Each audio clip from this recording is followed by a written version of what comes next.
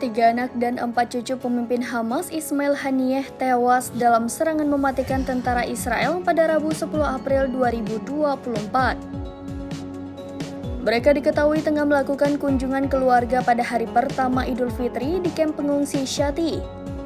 Ketiga anak Haniyeh ini yakni bernama Hazem, Amir, dan Muhammad. Peristiwa ini terjadi di tengah upaya negosiasi gencatan senjata yang dilakukan oleh Hamas, Mesir, Israel, dan Amerika Serikat. Militer Israel dalam pernyataannya membenarkan telah menargetkan keluarga Haniyeh. Mereka menggambarkan putra-putra Haniyeh ini sebagai anggota militer Hamas yang tengah melakukan perjalanan teror di jalur Gaza.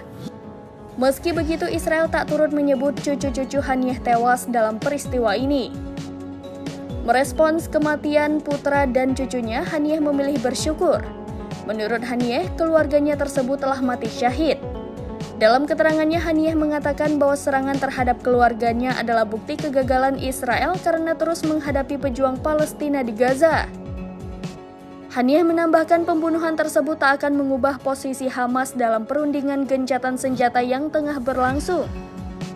Adapun kabar kematian putra dan cucunya dikabarkan saat Haniyeh tengah berada di Doha, Qatar yang menjadi tempat tinggalnya.